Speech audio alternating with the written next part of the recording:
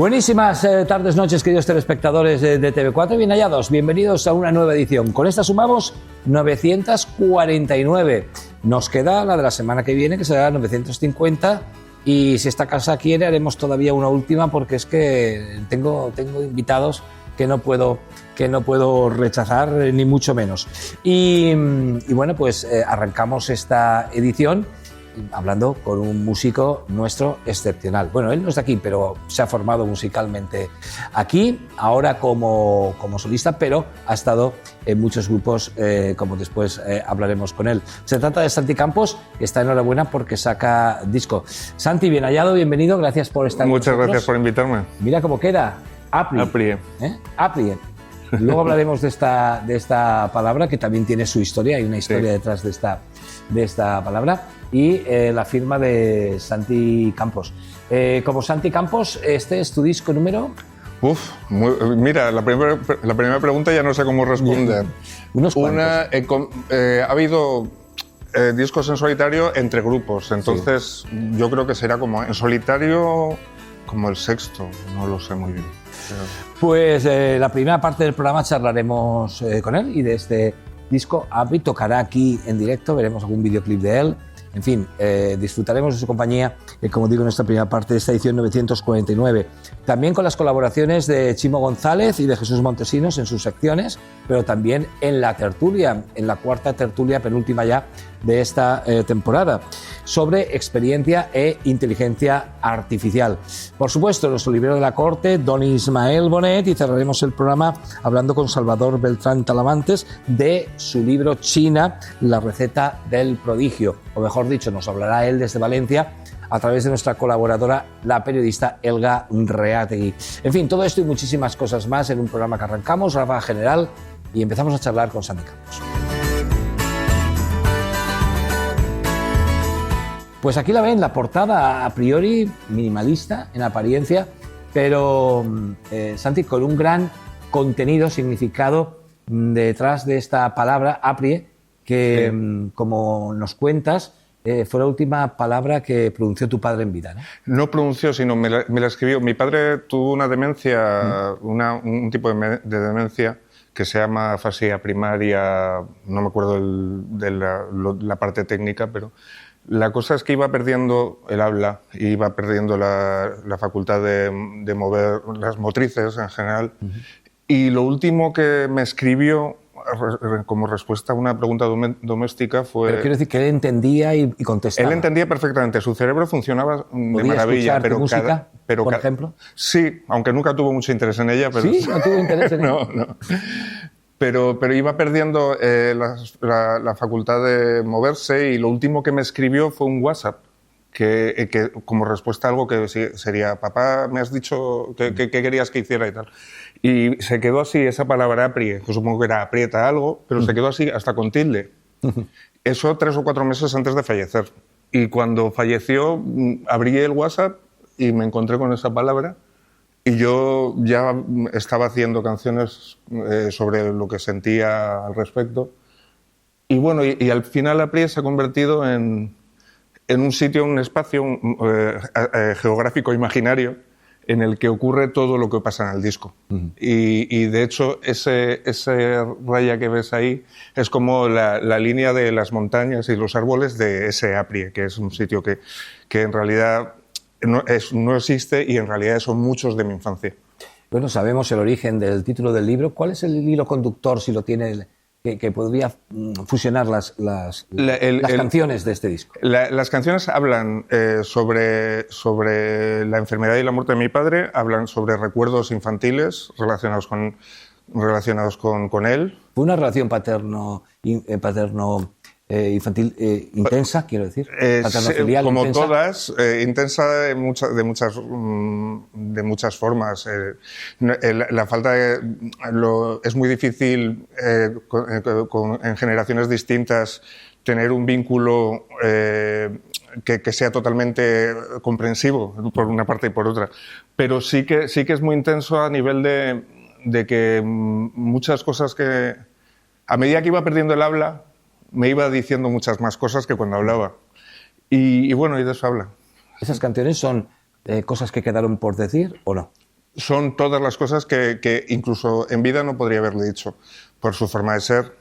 Era una persona cariñosa, pero no se enfrentaba a los sentimientos. Entonces es en realidad todo lo que le habría dicho. Y luego también conclusiones que yo he sacado a raíz de su enfermedad y su muerte. Y por supuesto, de mi propia muerte.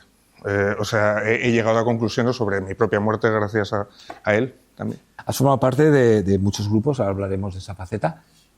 ¿Cuándo siente un músico la necesidad de sacar música con un grupo o sacar música en solitario? Pues lo mío es una cosa bastante natural, porque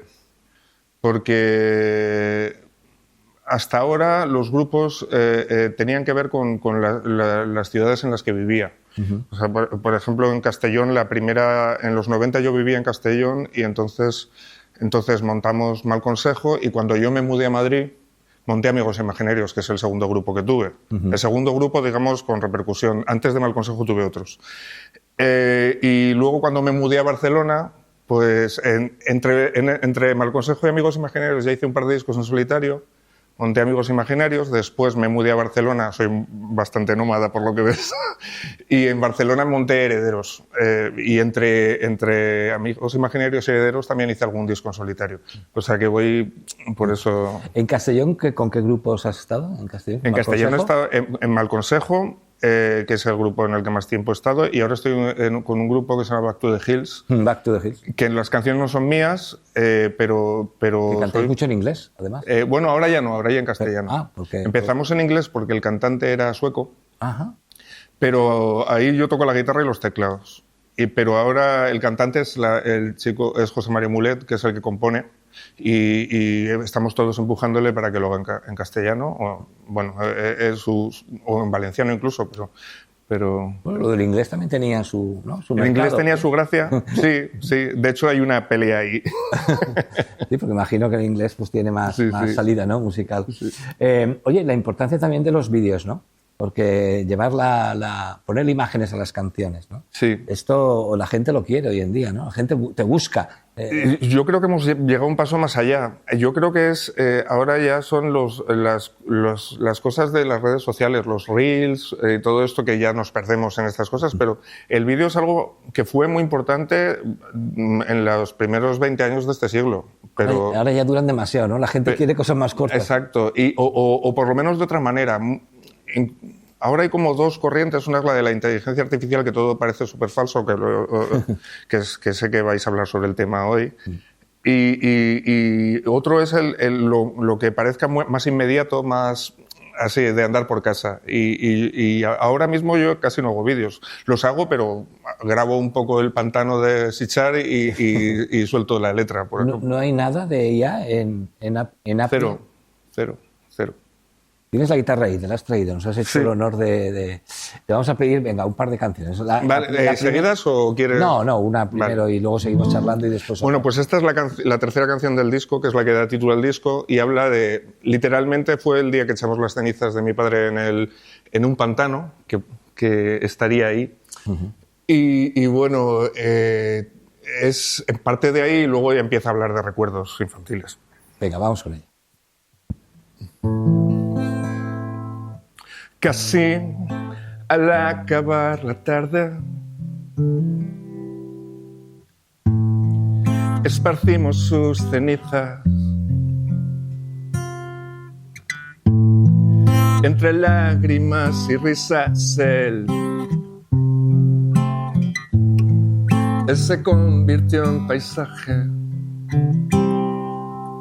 quedó mirando a las estrellas desde el fondo del pantano. Al fin, su casa de verano fue algo más que una promesa de unos seres primitivos, de unos niños de otro siglo, de unos seres primitivos, de unos niños de otro siglo.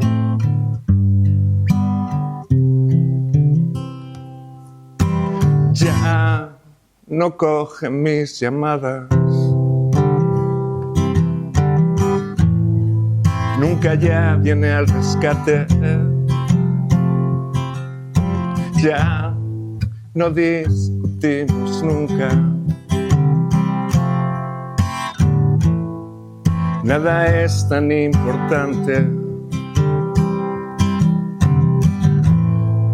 nada parece importante. Desde el fondo de aquel río, donde antes pescaba truchas que devorábamos agradecidos, como seres primitivos, como niños de otro siglo, como seres primitivos, como niños de otro siglo.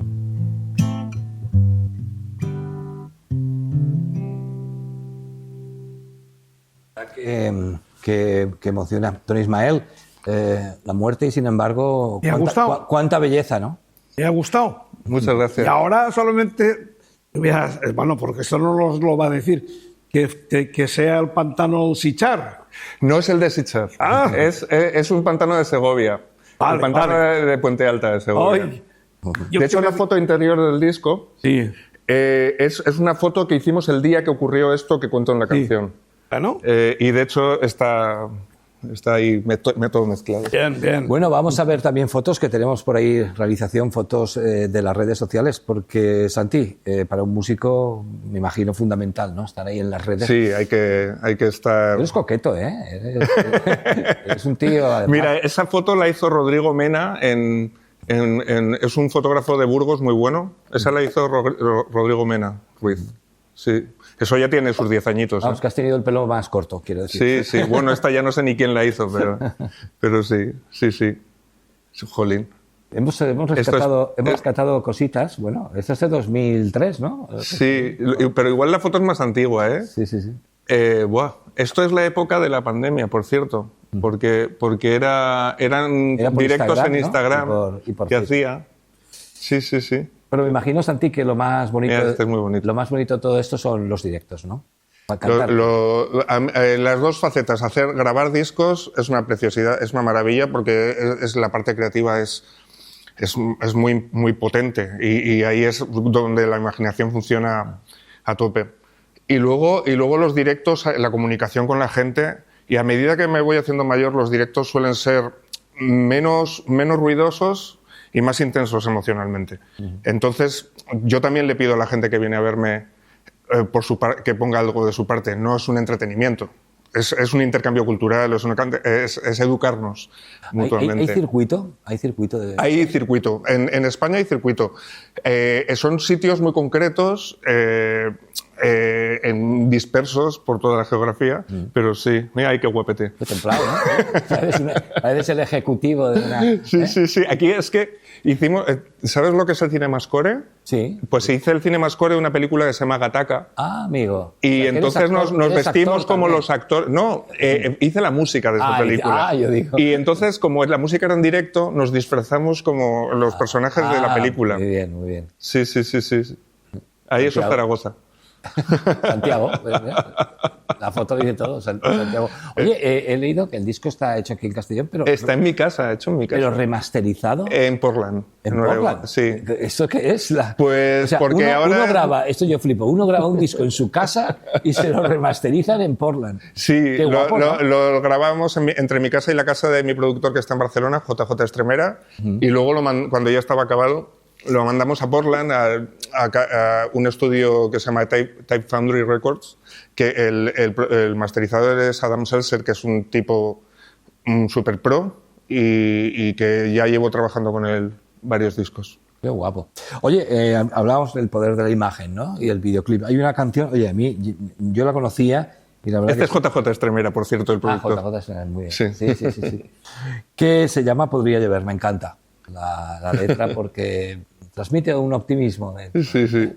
¿Te parece que veamos el videoclip? Perfecto. ¿Te gusta hacer videoclips de tus Sí, canciones? sí, cada vez soy más perezoso para eso, pero siempre me ha gustado. ¿Habrá Sí. videoclips de las canciones de este nuevo disco? No lo sé todavía, no lo sé. O hay para todas las canciones, porque ¿sí? a veces hago cosas de esas a nivel muy low cost, pero sí, igual sí, no lo sé. Venga, Podría llover. Vamos a disfrutar de la música de Santi Campos. Y Herederos.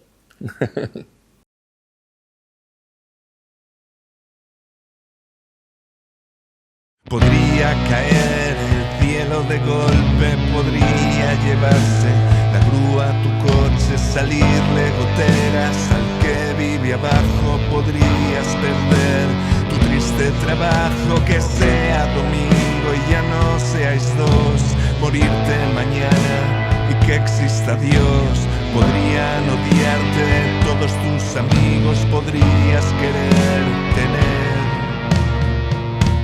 un hijo conmigo.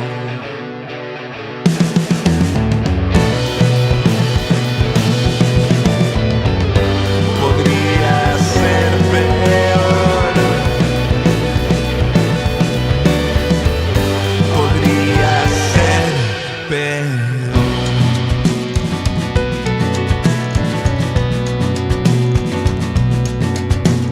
Podría dolerte la muela del juicio, podría perder tu equipo del partido, viajar en el metro sin un hueco libre, podrías creer todo lo que dicen, salir a la calle y no poder gritar, saltar una valla para viajar, que haya elecciones, que ganen los mismos, podrías ir a votar a alguien distinto que sea parecido.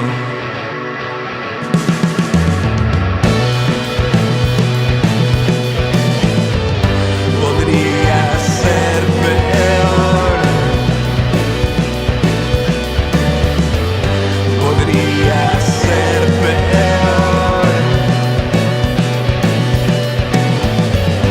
Podría ser peor.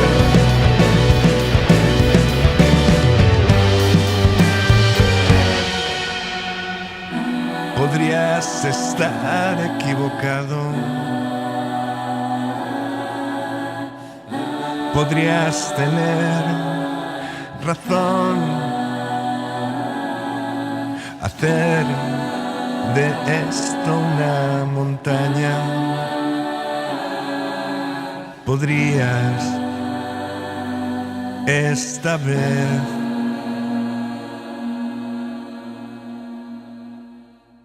tener valor.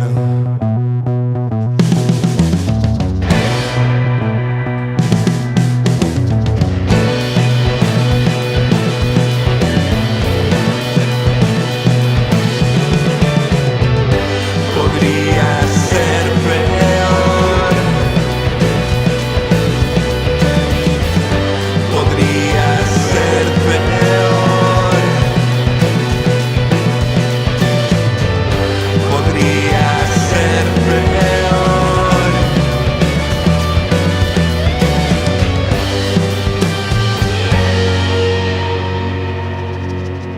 Podría empezar a llover.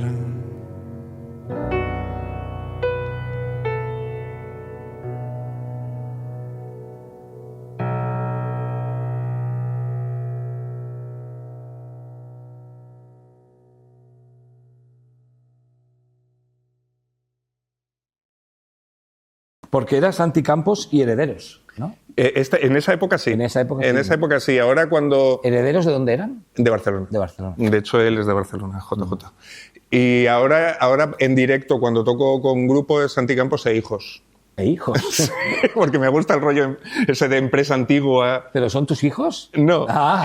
pero el teclista, Ya, el sí. teclista sí que es el hijo de JJ. Ah, mira. Sí, y el batería podría ser mi hijo porque es muy joven.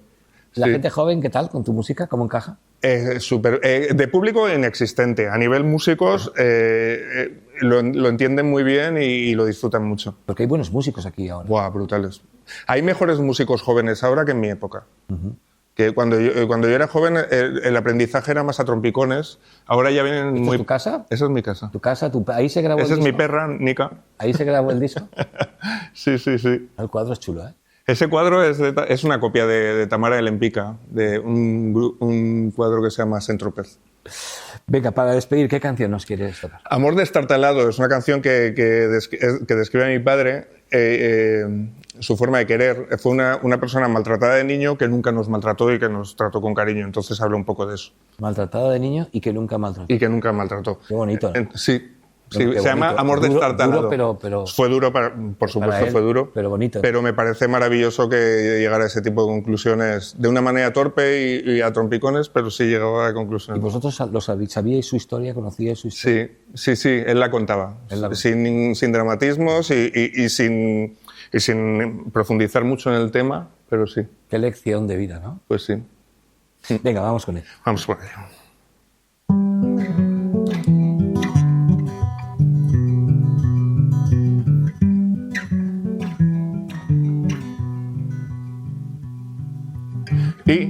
Inocente siervo de tus cicatrices, corazón cansado que vienes a decirme, pobre rey desnudo, cuánto nos quisiste, nos lo diste todo, nunca entendiste, espíritu cautivo de tu propia estirpe, niño desterrado del jardín de infancia, adulto obstinado, tengo que decirte que aunque no sea mía, entiendo tu batalla.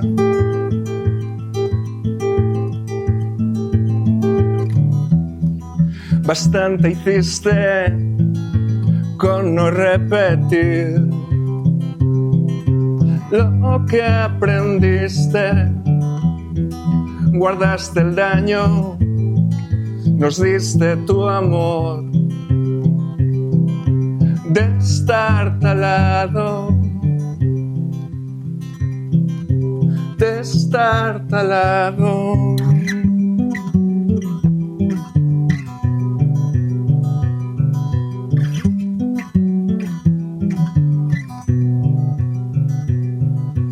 Bueno y torpe padre, vengo a despedirme, sereno y perplejo, pero apenas triste. Tu cuerpo delgado fue lento en consumirse, aunque hace algunos años que tú ya te fuiste.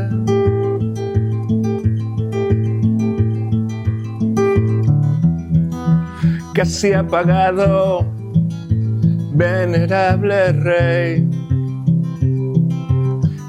necesitado, guardaste el daño, nos diste tu amor.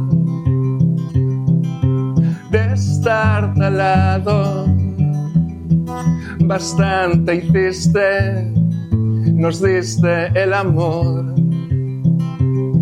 que no recibiste. Guardaste el daño, legaste un amor. de estar al lado, de estar al lado.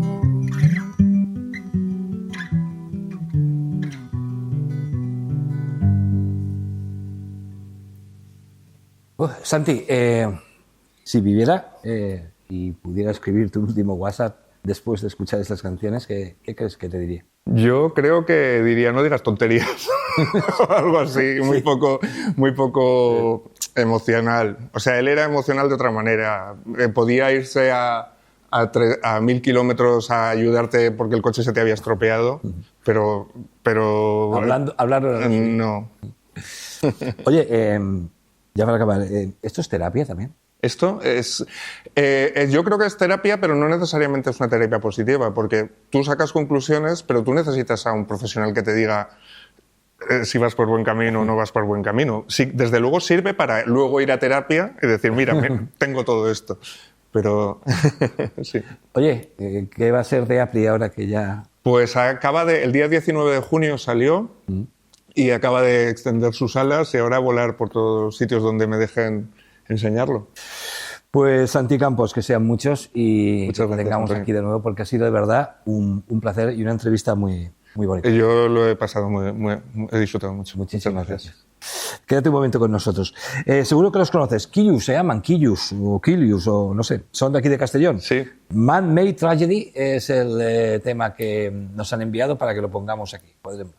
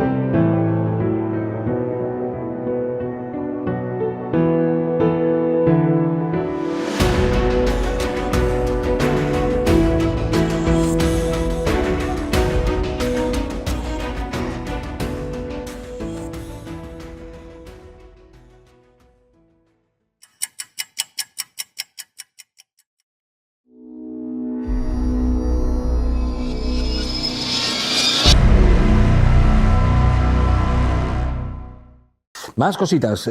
Tenemos teatro, Farra. Será el título con el que la Universitat Jaume I en el Paraninf inaugure la temporada teatral en septiembre. Tenemos dos cosas, el tráiler de la obra y una entrevista con su director, Lucas Escobedo. Vemos las dos cosas.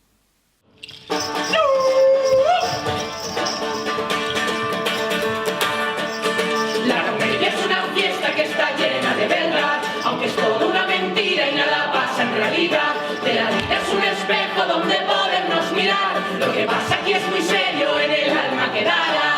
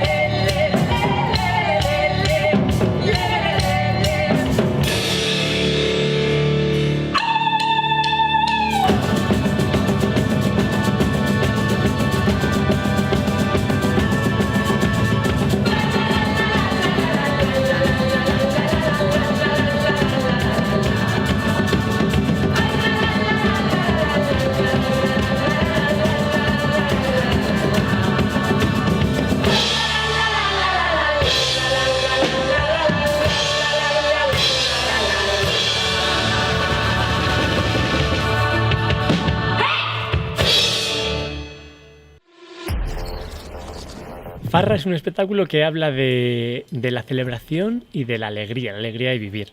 Y siendo una coproducción con la Compañía Nacional de Teatro Clásico, queríamos abordar este tema desde el lenguaje del verso, del teatro clásico, y desde el lenguaje del circo y la música en directo, que es algo que como compañía llevábamos años haciendo. Y además queríamos que fuera para todos los públicos. Desde el principio, cuando pensamos el título Farra, veíamos que, claro, mucha gente era Farra, fiestón. Y es decir, sí, efectivamente, queremos que el teatro, que las artes escénicas sean un lugar de fiesta y de celebración, que el público venga a divertirse, a pasárselo bien, que se emocione, que ría, que llore, que se asuste, que lo que sea, pero que le toque. Y decimos que Farra es una farra barroca porque queríamos aglutinar todo eso relacionándolo con el Siglo de Oro, partiendo de que creemos que el teatro en el Siglo de Oro, en los corrales, cuando el público se juntaba, pasaban muchas horas, comían incluso allí, era eso, era una fiesta que trascendía la hora y media que duran ahora la mayoría de espectáculos. Era mucho más larga y era un acontecimiento en toda regla. En mi caso, desde la dirección, yo siempre trabajo mucho pensando en el público, que es quien va a recibir lo que estamos creando, ¿no? Y en este caso me gustaba ponerme en el lugar de los diferentes públicos a los que queríamos dirigirnos en cuanto a las edades. Imaginarme como alguien de 8 años, de 18, de 40, de 70 y intentar que en toda la obra esa gente se viera atrapada en diferentes momentos, no que fuera como un principio para niños y que luego después ya vamos para adultos, o un principio para adultos y entonces luego... No, como ir dando elementos, utilizando los diferentes lenguajes para que fueran conectando todo el rato con la obra y este es como el objetivo desde el principio y el deseo de haberlo logrado.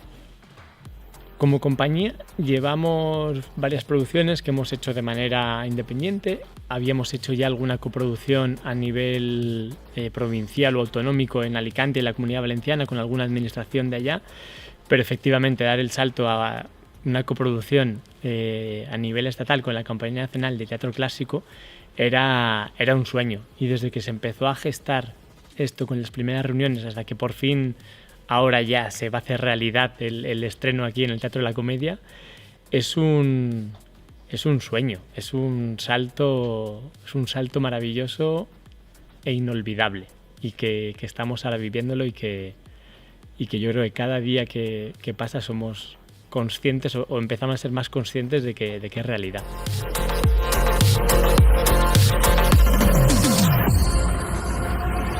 Vamos a ver una exposición. Está en la Sala Ferreres del Consorci de Museus de la Comunitat Valenciana y trata sobre la Dana. Se llama Genealogies del Territorio.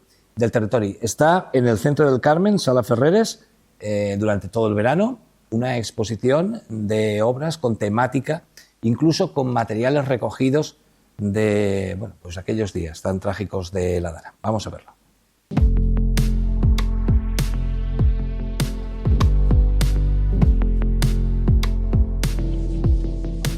Esta exposición toma la Dana como umbral, como punto que hay que atravesar y por lo tanto nos plantea un itinerario que va desde el dolor, pero lejos de caer en el victimismo o lejos de caer en el miedo, lo que propone esta exposición es la conciencia, el conocimiento y la reconciliación con el agua, con el río. Somos seres de río, todos los que vivimos en estas áreas, en estos pueblos. Tenemos el río al lado.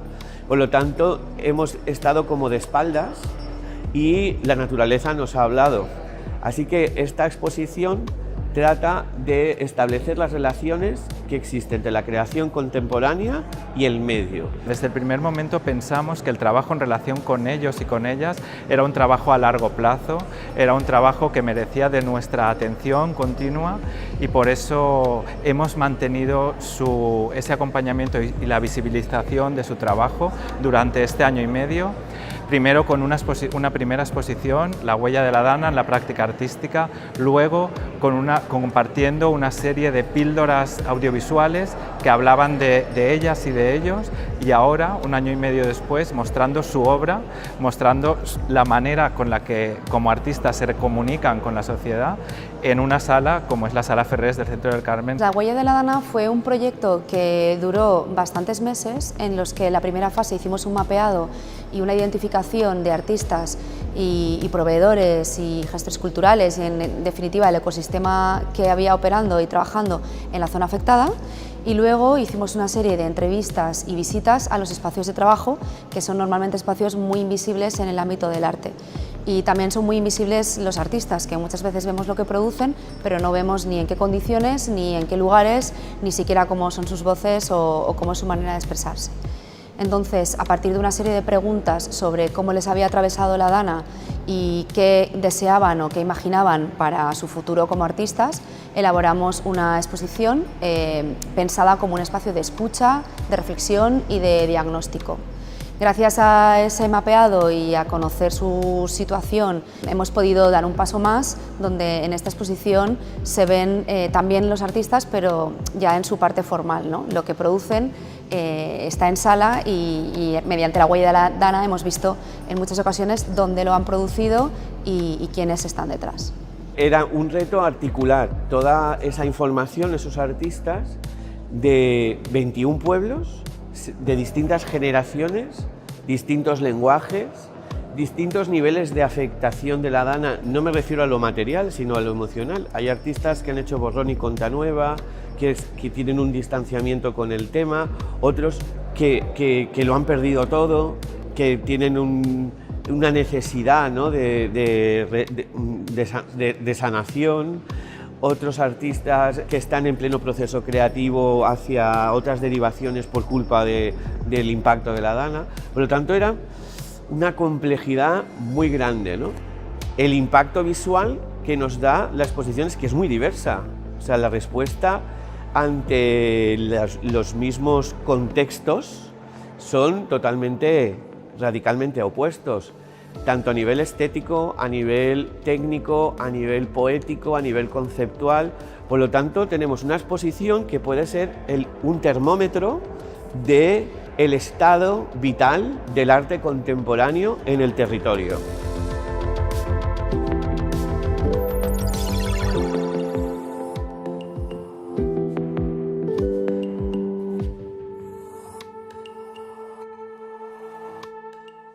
Y cerramos esta primera parte del programa, lo hacemos con zarzuela. ¿Por qué? Porque Les Arts está organizando un camión itinerante que se transforma en escenario y que va a llevar por los pueblos de la Comunidad Valenciana Zarzuela este verano. Hombre, les aconsejaríamos que por Castellón se hubieran estirado un poco más. Solo estarán en Segorbe. Será el 3 de septiembre. Pero hay un montón de pueblos de Alicante y de Valencia. El norte también existe y Castellón también existe. Y la zarzuela gusta a mucha gente. Bajo el título Notes de este estiu son sarsueles en el camión, pues van a llevar eso, la música de la zarzuela por casi toda la Comunidad Valenciana. Los de Segorbe tenéis suerte y el 3 de septiembre estarán allí. Bueno, pues con imágenes de lo que va a ser este proyecto les dejamos, luego a publicidad y a la vuelta más cosas aquí en Quadre en Blanc, en TV4.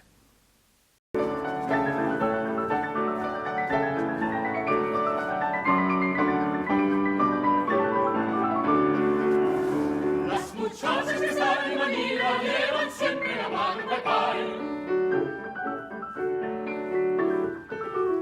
El pay en Manila se estira y hace Maracay, ay que se me cae. Porque allá hace un calor superior.